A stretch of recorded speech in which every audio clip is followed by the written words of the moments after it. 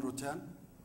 He is the Managing Director and CEO of MCX in India. Mr. Rutan has served as Chief of Finance, Risk Management and Information in the Commodities Branch of the United Nations Conference on Trade and Development, UNCTAD, in Geneva.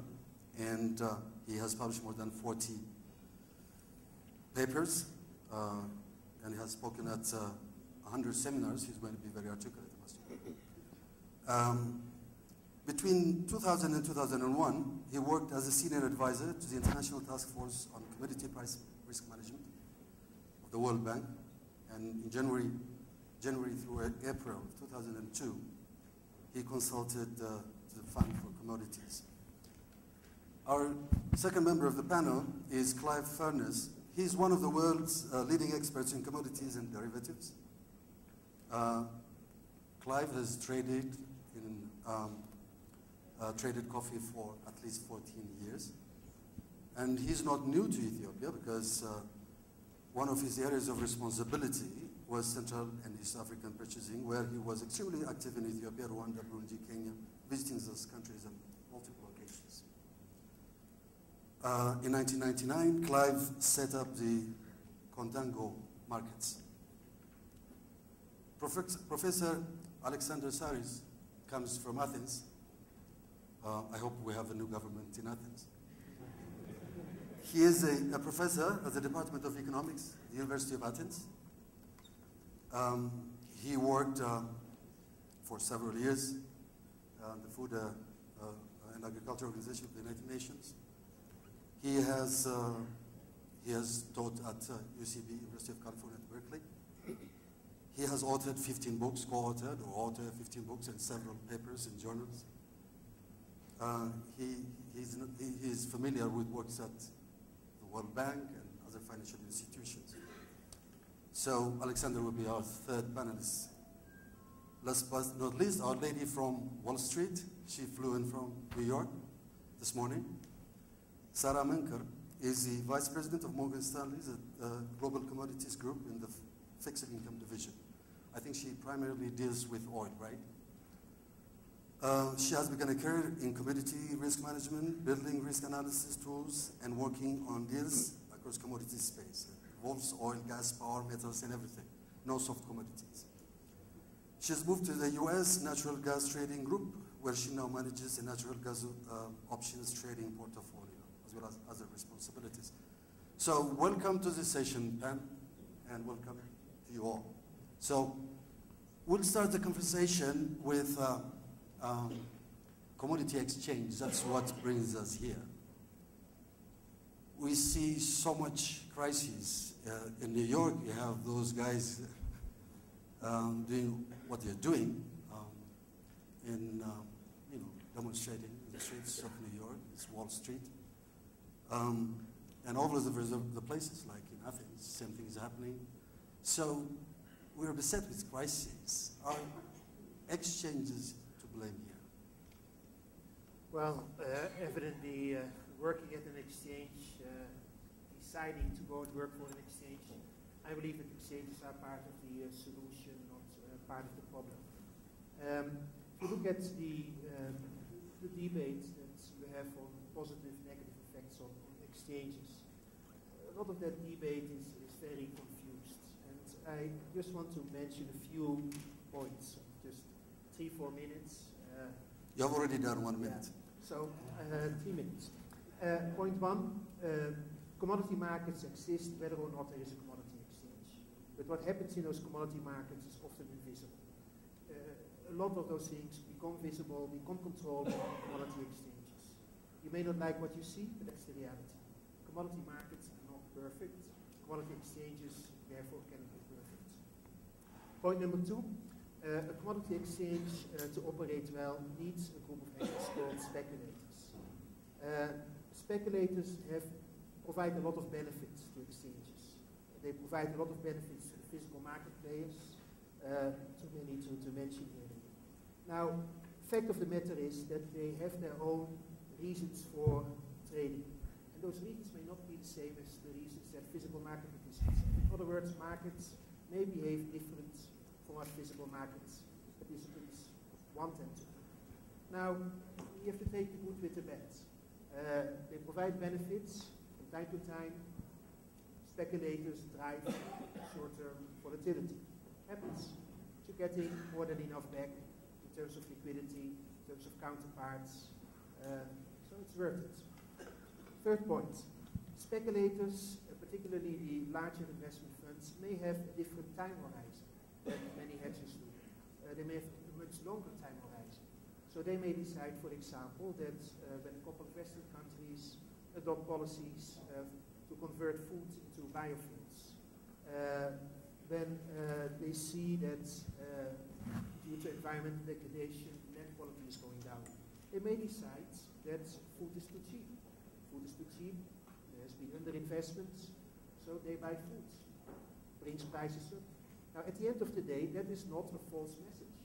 That may be an unwelcome message, but it's a message that makes clear to all of us that we've not been investing enough in the food economy, and we should invest more in order to prevent prices from going up. Fourth point, exchanges already have in place many, many mechanisms to prevent what you might call excessive speculation. Here I should note that many laymen mix up speculation and manipulation. Manipulators try to drive prices away from their equilibrium. Speculators try to make profits by guessing where the equilibrium is. And their actions help prices to move to that equilibrium. Speculators are the largest enemies of manipulators. And I would believe that in markets with exchanges, you actually have much less manipulation. In markets without exchanges, you have much more manipulation than you have in markets with exchanges. So speculators keep manipulators in check. Markets keep speculators in check. We have lots of controls, maximum position limits, maximum daily price movements, transparency over who holds positions. All those things keep speculation. But that basically means they are in control, aren't they? We are in control to the extent that it goes to preventing excesses. But normal market movements will always be there. Again, they are not there because of exchanges. They're there with or without exchanges. But on exchanges, they're visible. I think the time is up. We're coming back to you later in the course of this discussion. But Clive, you have 4 minutes to articulate your views. It's broad, I know, it's broad, but you... Volatility is unavoidable. Volatility will happen in any market, whether it be a commodity, an equity, a bond, whatever that market is. If there are people who, buyers and sellers who are willing buyers, will create volatility. It's my view that the existence of exchanges actually reduces the amount of volatility that is naturally inherent in commodity markets, because it brings diverse buyers and sellers together who wouldn't naturally find each other. One of the things that has concerned me for some time is that there's been a lot of talk about the increase in volatility. You look at the studies that have been done on the subject of has speculation increased volatility, and pretty well none of them, if not none of them, actually come up with an answer that says anything but you can't prove that the speculators actually increase volatility. We are in markets that are inherently volatile. If you look at the historical price movement of commodity markets over the years, the aberration in volatility were the years between 1980 and 2000, which were very flat, very depressed. Commodities were not popular. Market players didn't invest in the commodity market. And actually, if you look at as far back as you can go, the volatility of markets up to that point and after that point, what we're seeing now is much more like the volatility we saw before the 1980-2000 period. What's changed? Well, modern communications changed things. Now we're talking about microseconds in terms of trades being executed on an exchange. The world has moved on from the 1960s, 70s, in the last commodities boom, where effectively, it was still phones and telexes if you were lucky, and that's how the information got to the marketplace. And generally, there was less of a gap between the producer and the consumer. I think the other thing that causes instability, and that can manifest itself in volatility is the credit imbalance between the seller or the producer, particularly in agricultural products, and the buyer. If you look at the seller who might be a smallholder in Africa or any other part of the world, you know, who has no credit rating, wouldn't even think about getting a credit rating, nobody would give them a credit rating, they are forced to sell their products at very, very near the spot. Whereas if you go to the final end user of those products, they have a lot more financial stability, they've got credit ratings, they've got supportive banks, they are industrial players, they're manufacturers of something. And actually that generally means that the credit imbalance forces the seller to sell into periods that may not be favourable to them. So actually, you know, the seller is always impacted by their lack of credit. And I think one of the things as a marketplace we must address is that imbalance. And perhaps that's something we can talk about a little later. Perfect. Thank you. I will deal with three issues. The first is, what is volatility? The second, what causes volatility? And the third, the topic of the session, namely whether exchanges are a cause of volatility or not. First of all, what is volatility? And I think we need to be a little bit straight about this. Well, experts know what it is. Most people don't realize what volatility is. Volatility really is the change from period to period of a market indicator like a price. But the change cannot be constant. If you have a constant trend over a period, that's zero volatility. Even if the price may go up by 100% over the course of that trend, that's zero volatility. The same thing if the price is constantly declining. So volatility is caused by irregular changes from time to time. Let's keep that in mind. Then let's discuss what causes volatility. There are basically two things that can cause volatility. As Clive just said, volatility is inherent in the markets, but why? The number one thing that causes volatility is the daily changes in the fundamentals of the market. Whether it is supply changes or demand shocks, there are daily news, daily information that changes the fundamentals of the market, and people act on that. Real people, real traders, producers, consumers, traders, everybody. And this causes volatility. The other thing that causes volatility is the uncertainty about the future. When there is a big shock in the market, in other words, when, let's say, the market changes from an equilibrium price where people are used to, let's say, $50 a ton, and goes to another level which people do not know what it is, then it is inevitable that this search for the new equilibrium causes prices to go up and down until they settle to a new level, if there is a new level. So the shocks and the uncertainty about the future cause volatility.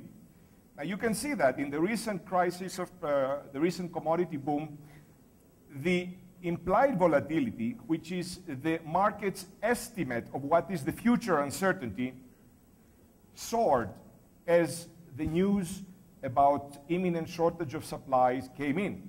In other words, the market really did not know what the equilibrium was, and the implied volatility, as inferred from options data, turned out to be very large. There was a huge increase in volatility. In other words, the market participants did not know what the price was. They were guessing as much as anybody else. And the price of insurance, the price of options, call options, for example, went up tenfold during the course of that time. That shows you that the uncertainty about the market was priced into options prices, and this was something that nobody could do anything about. Nobody could build certainty in the market. The only thing that can change that and bring certainty in the market is to increase the supplies. If the news is that there's no supplies around, then of course there will be a lot of uncertainty. Now let's come to the topic of our session, which is whether exchanges cause volatility or not. You have a minute? Yeah, just 1 minute. Well, this is the crunch. It's the punchline. Come on. Well, I know you address a bunch of students in a normal day, but yeah, you have one. but this is an important point because my two previous colleagues, coming from where they come, they said no. Well, the answer is we don't know. It's impossible to tell. There has been no research that showed that exchanges cause or did not cause volatility. And the reason is that there is no going back in time and replaying the thing with or without an exchange. So it's very, very difficult to tell. But let me give you just a couple of ideas. What could increase volatility? Do exchanges attract speculators who may induce volatility? And the answer is yes. When there is volatility, that attracts speculators. But on the other hand, it also attracts people who may stabilize the market. If you did not have the exchanges, you have much less transparency, and this actually can cause a lot larger price changes, invisible price changes. And this could hurt people a lot more. I think we're going to talk more by and large, about I would that. say, without knowing the answer, I would say we don't know the answer, but I would say I would be more favorable to the idea that exchanges help reduce volatility rather than increase. But as I said, this is still a proposition that has to be tested. Perfect. Thank you. Sarah, the floor is yours. I guess when, can you guys hear me? Yeah.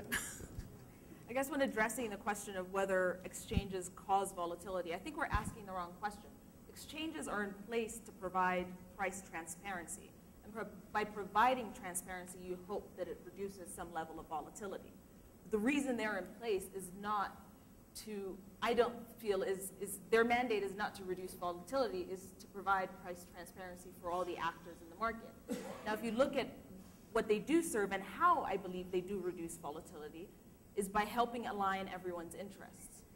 The producer has a very different set of incentives than the consumer, and the large-scale producer has very different incentives from the small-scale producer.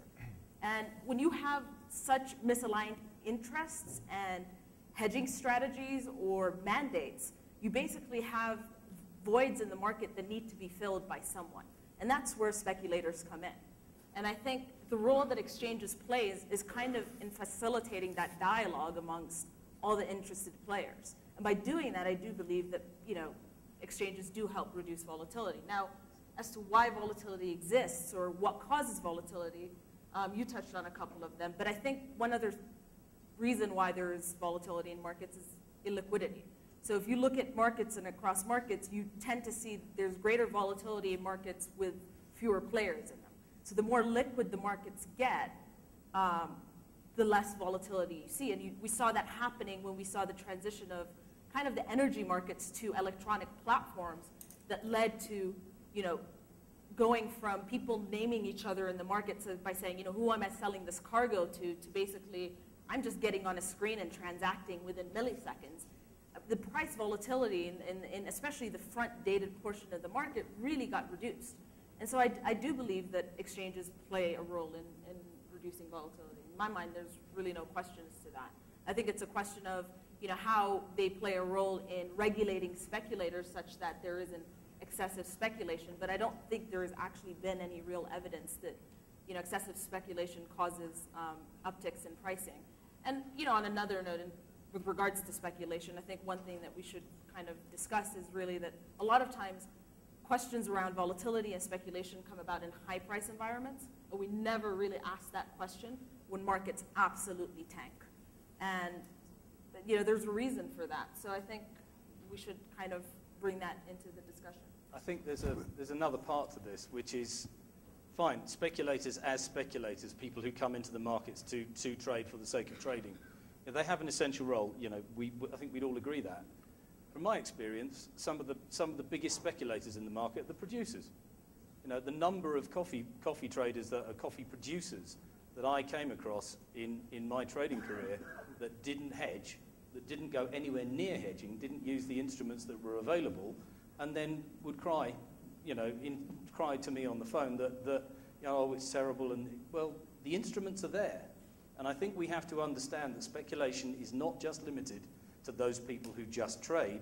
It's limited, it actually incorporates those people who actually trade the physical product. The instruments are there, but are exchanges helping facilitate the way an ordinary farmer, I'm talking about a small-scale farmer, for example, in one of the villages in Ethiopia, understand the whole intricacies of marketing? Well, that's the problem. We come back to the credit having imbalance. the instruments alone doesn't make sense. Yeah, but we come to the credit imbalance. There've been any number of schemes, certainly that I know of within Central and East Africa, to try and bring price hedging to smaller participants in the marketplace. the problem is that unless you get total buy-in all the way down the chain through to those small people, actually those things don't get to them. They stop somewhere short of them. It's not good for them. We all have a duty to educate, and I think education is as much of the issue here as anything else. For me, there are 2 points here. One is the price transparency bit. You really don't need to educate a farmer about the benefits of price transparency. You know, the number of phone calls that the lady mentioned. We have the same experience in India. The markets for which you now have futures contracts no longer open until our markets open.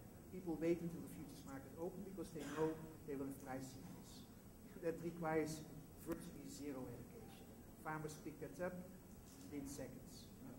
And I've said in the instruments themselves also, farmers pick that up remarkably easy.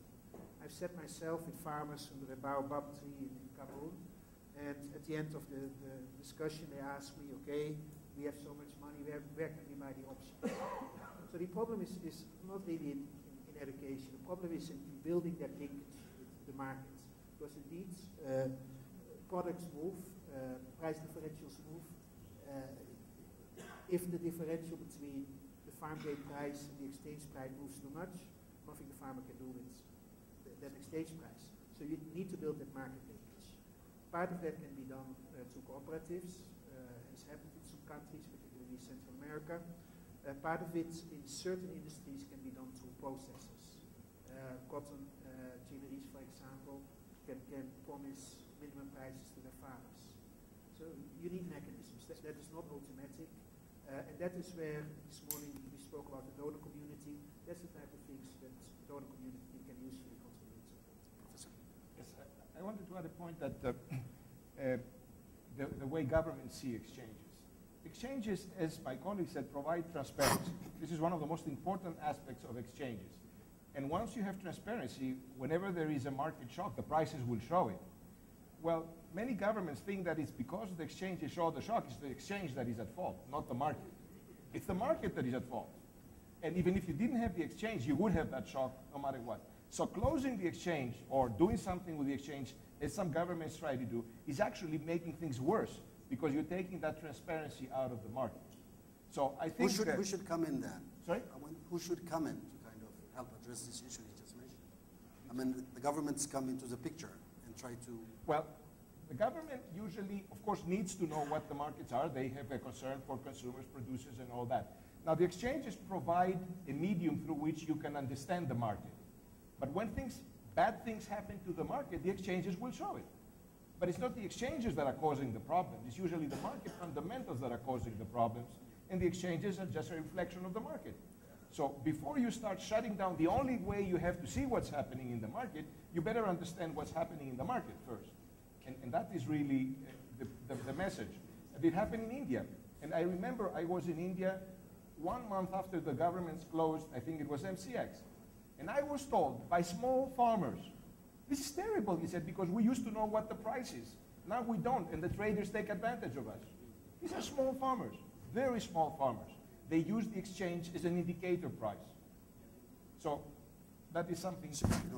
I think, yeah, to build on that, it's not just farmers, it's also banks that use it as a source to lend to producers, right? So as a producer, if I need to borrow money to grow my production, I'm going to go to the bank and we're going to have to agree on terms. And it's usually going to be predicated off some benchmark price. And that's what exchanges give us. They give us some level of benchmarking that we can use to then kind of make further decisions to grow industries. If you don't have a benchmark by which to agree upon to make economic decisions, you're kind of going to be stuck in the same rut that you effectively are in. And so I think that's the other thing, is the exchanges linkages with other forces in the market. And also, I mean, I think to kind of build on Who are those forces? Are you talking about several actors?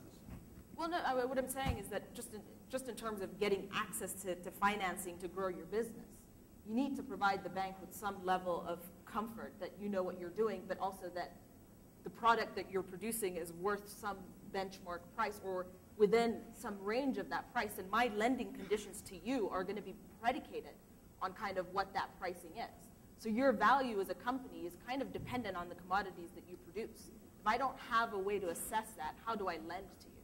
So I think it's imperative to have, especially in Africa, it's really imperative to have commodity exchanges to start having discussions around growing our small-scale farmers. So, some of those things are actually happening, and this is not theory.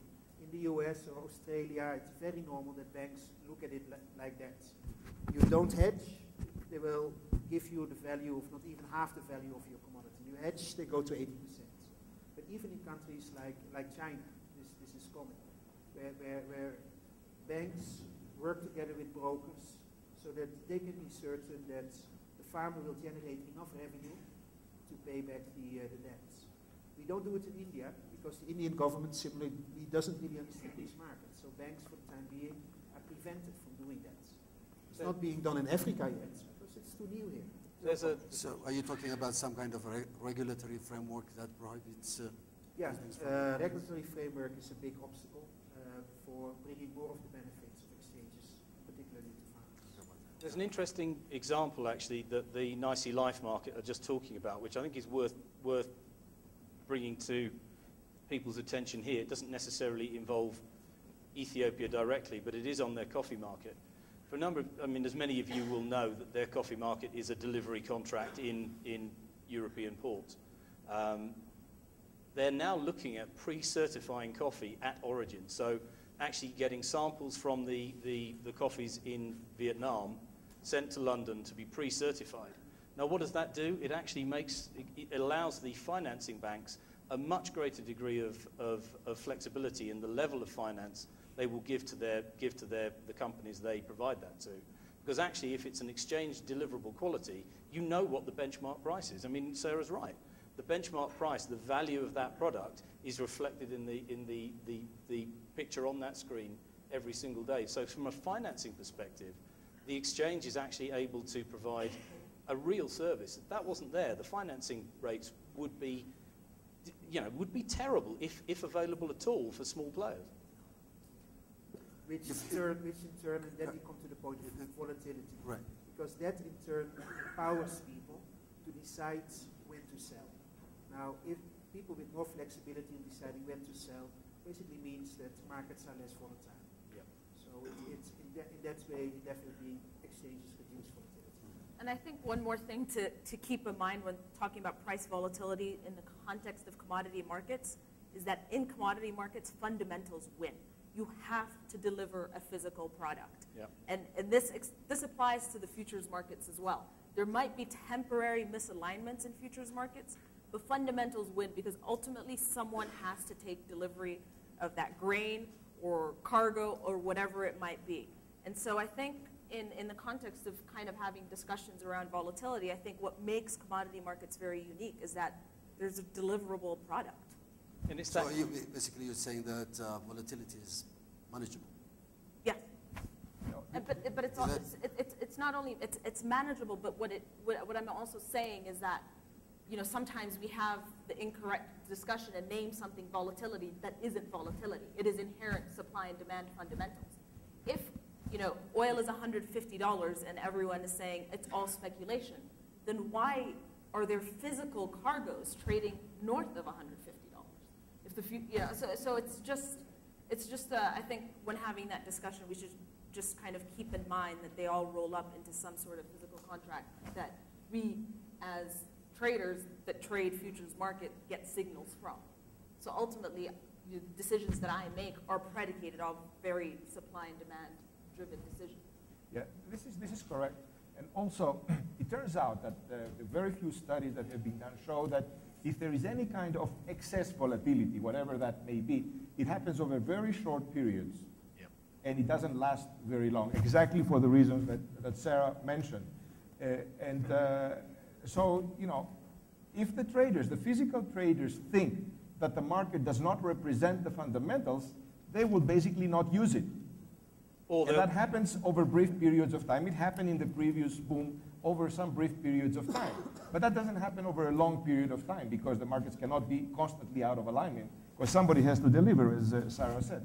And when the Chicago Mercantile Exchange changed the delivery specification for their wheat contract, the correlation between the futures price and the physical price started to move out of line, and you should have heard the screaming. I mean, there was a really unhappy group of traders out in the marketplace, and it's that forces it back into line, because contract design and the rules and regulations around delivery and there being enough product for delivery and the right quality in the right place, these are all fundamental parts of maintaining that correlation that Sarah was talking about at the delivery point.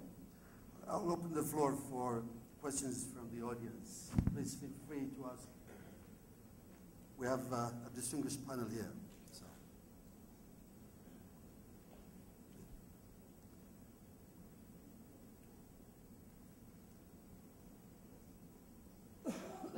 You said your name and where you come from.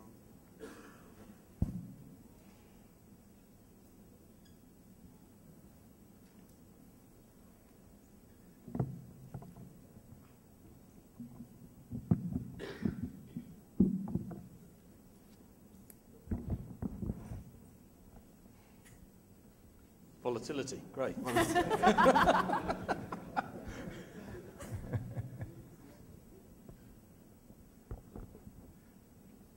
Hello, my name is Bini Mulkshat. I'm an ECX member, also involved in coffee business as well. The point I would like to make, I'm hearing about volatility and commodity exchange, and is a commodity exchange an enemy or a foe? In the context of Ethiopia and coffee, the way I see it, I think the volatility is created outside of Ethiopia. The coffee price is determined not in Ethiopia, as you all know, in New York, because Ethiopia is relatively a small producer. And so the way I see it, our internal traders are exposed fully to the volatility that happens outside of Ethiopia. So what commodity exchange can bring to us is a risk management tool. I know ECX is working on a futures market, and so I would say the ECX is, a commodity exchange could be, a good friend by bringing to us, a risk management tool, and I'm sure this may apply in other commodities as well. So just to make that point. Thank you. What he's basically saying is we export coffee in this country and import volatility of some form. That's a good spread. I'll defer on that viewpoint, because all you have is basis, and you have basis risk, and that, yes, one point of kind of how your pricing is determined is off an international benchmark, but ultimately the value of your good is determined locally. And so you see this in pretty much any commodity market, even locally within the US. You see a benchmark natural gas contract, but that's kind of the most liquid contract, and everything trades as a spread to that. And those spreads are determined by the fundamentals from which that specific product is kind of produced. And so it's the supply and demand fundamentals of kind of that local environment combined with the benchmark price that kind of causes that basis risk. And so I think it's only half the picture to say that you're completely exposed to just volatility of international. And it's also very often the one of the problems that traders face, and I understand this is an issue here. It's an issue in a lot of coffee producing countries, even funnily enough in Brazil and Colombia. That actually it's understanding the day-to-day relationship of what you have in your warehouse, or that you've traded, to the underlying benchmark, and it's those changing differentials that you see changing for reasons that are not immediately transparent to you that cause you some concern. Yeah. And I think it's those sorts of things that I think are that cause the misconception about volatility and exchanges. It's not the exchange doing that, it's somebody's view of the relative value of what you have against what the benchmark is. It may not be you, it may be the guy down the road. Just to follow on that, I fully agree that there are two to the coffee market. I'm sure it applies to other markets as well. There is the outright market, so what happens in New York, and then there's the differential that is determined here. What the exchange can give us is, I think, the bigger volatility is the outright market. What happens on New York in coffee is, a lot higher volatility than the differential. I think if you look at the prices, this is what happens. And so what our local traders do not have is a protection to the outright New York, and that is a bigger move. I fully agree. It doesn't mitigate the differential risk. Well, the problem you face, of course, is that the differential being only a percentage of the actual outright price, it's only ever going to move a smaller amount. So you're actually only ever going to see the differential move a smaller amount, and generally, you know what differentials do when prices go up or down. Because you have coffees that generally command good premiums, lower prices will mean you get a better differential. May not mean your outright price is any different, but I think the issue for me is one of sort of understanding what the drivers from other parts of the world are into that central benchmark, so that you have as much information as you can have. And, potentially there are instruments you can use within Ethiopia to be created in Ethiopia by ECX. But as yet those aren't there, so you have to use what's available. Unfortunately, it may not be perfect, but it's what's there.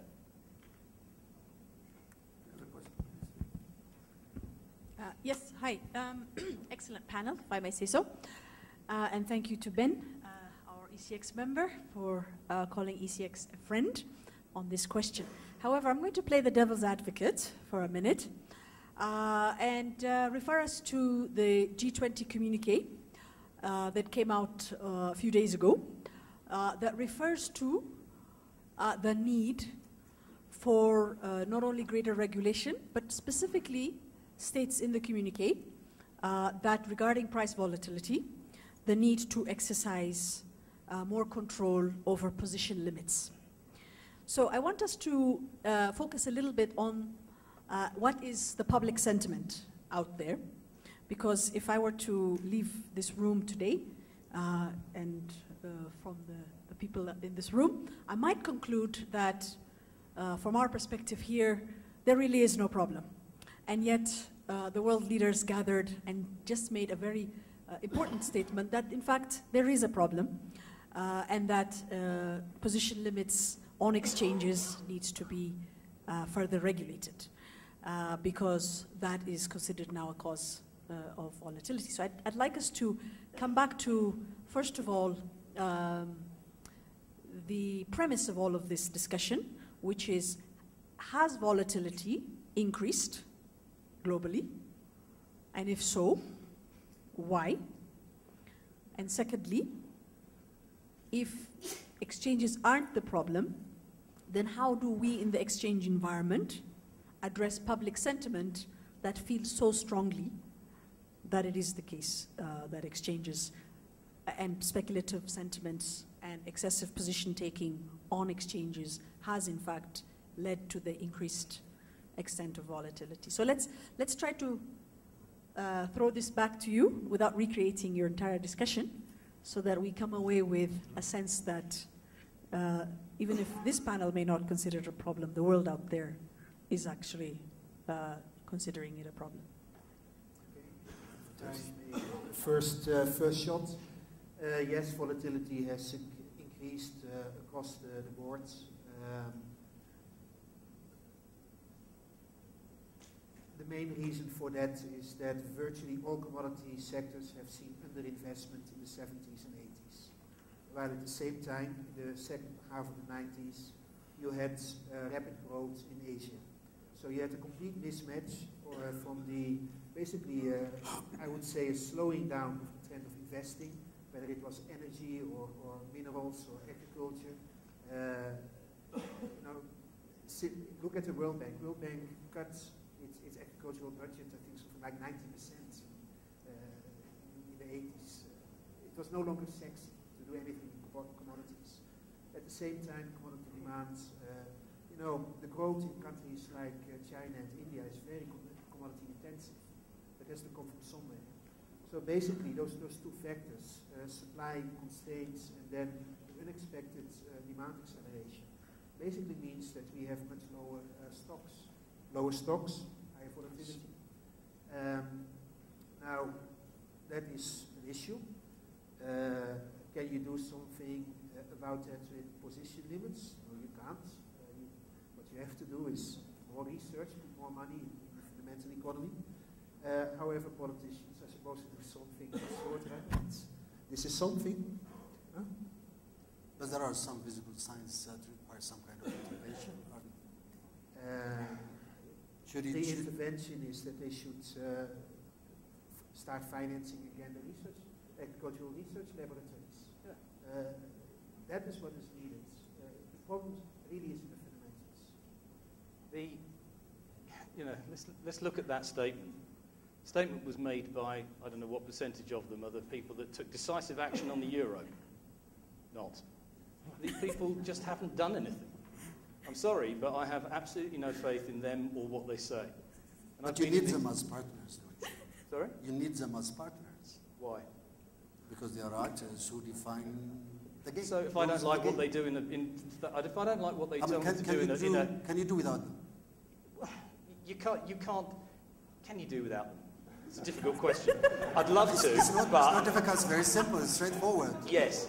Now, the thing for me about going to Elena's question about position limits, and I'm not in favour of position limits. I don't think position limits are the answer because actually they artificially restrict trade, and every single time that trade has been artificially restricted in commodity markets, it's been flaunted and got round.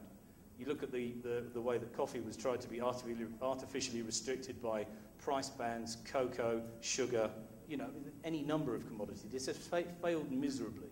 And what worries me, I understand the political sentiment, and I understand that there's an inevitability about position limits and control. Fine, understand that I'm in a minority of one.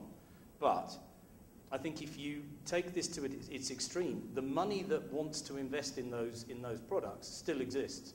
And what I don't want to see is for this to go underground and go into the physical market. Because if it goes into the physical market, you have zero control as a politician over what that speculative money is doing to the real product. And that's where war, famine, disaster can happen. No need for regulation. You know what? The first question was about whether volatility has increased. It depends on what period you look at. If you look at the period of the last few years, yes, volatility has increased no matter how you measure it, implied, past volatility, etc. If you look at it over a 20 or 30-year period, volatility actually has not increased over time secularly because there were other periods of crises and shocks which also caused volatility. And as we said before, the volatility is caused by shocks, by lack of supplies.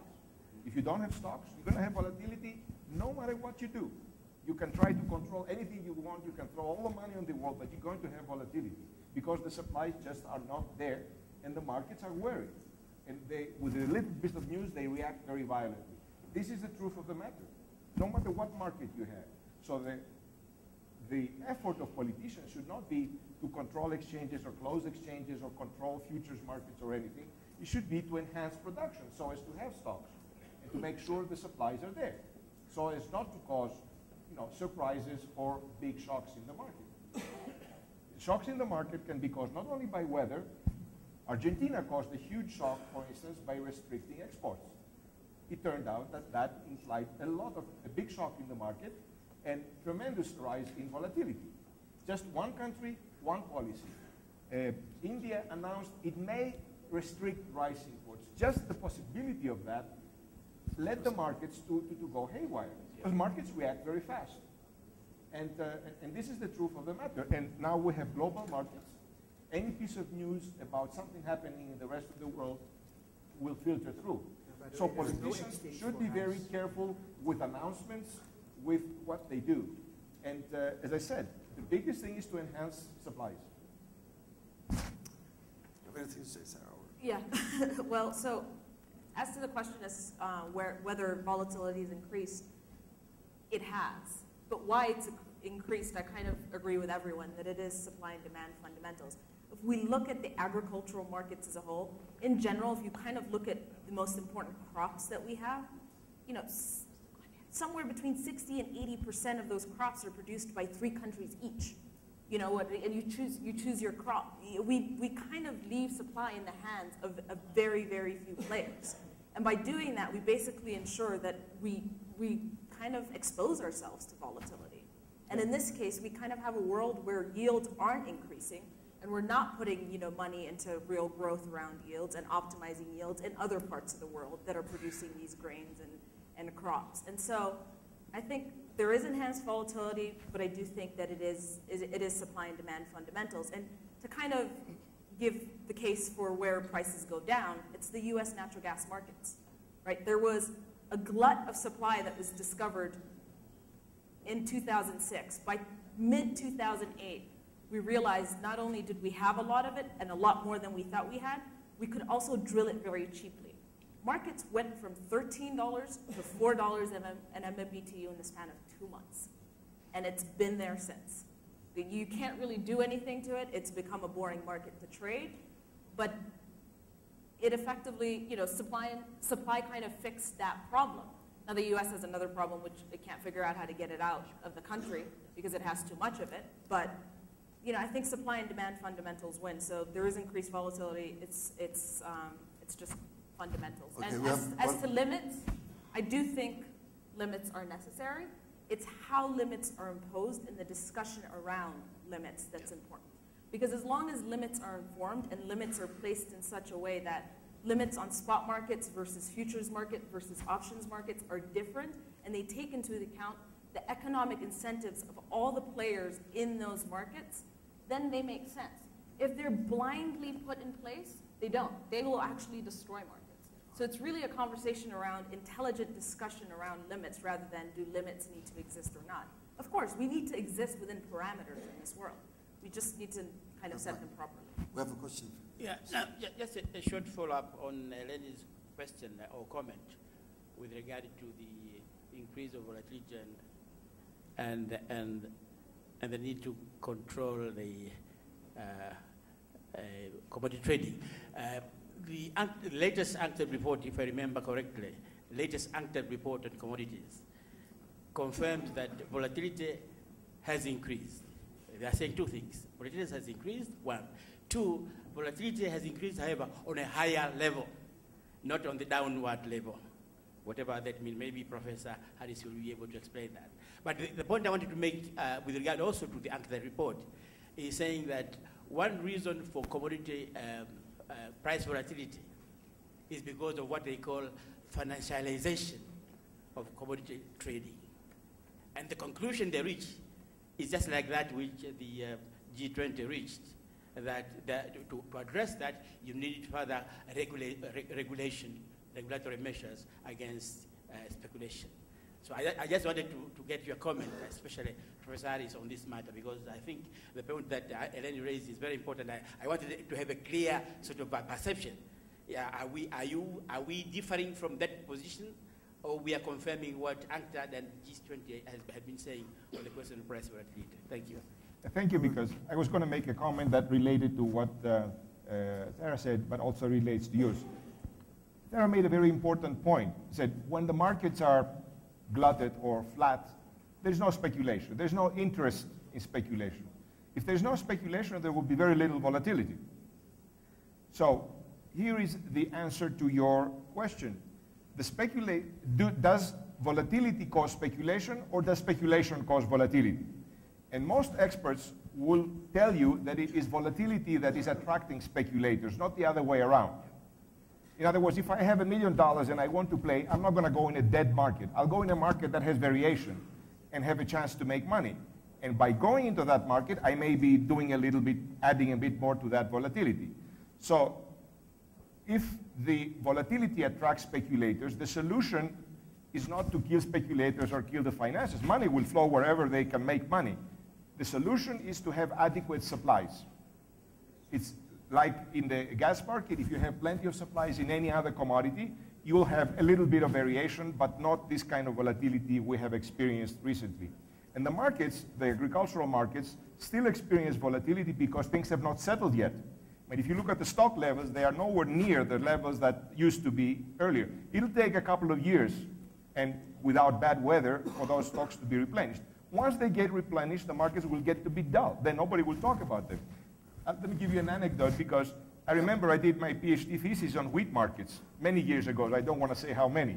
But then when, in the recent period, I went and tried to look at the literature in between from 1980 or so, from 1980 or so to 2000 something. There was very little literature. The markets were not interesting. So literature now is happening now because the markets have become interesting. So you see that. So I'll give you 30 seconds each to kind of give closing comments, if you have any. Please, I'll start. Yeah, well, if you were to apply all of this to politics of Africa, I would like to echo what was said by one of the commentators this morning. Don't build a cage before you even bought birds. Experience globally actually gives no reason for concern that having an exchange will somehow import new and undesirable volatility into your economy. This is not something to fear as a regulator. Clive, you have said. I have significant concerns about volatility for the future. You know, it's a concern now because we're talking about it. There is a photograph that NASA produced, which is a light photograph of the world at night. And America, Europe, certainly Western Russia, into China, into Southeast Asia and Australia, are lit up like Christmas trees. Africa, with the exception of a few points around the side, is completely dark. There are 1 billion people in that dark place, and with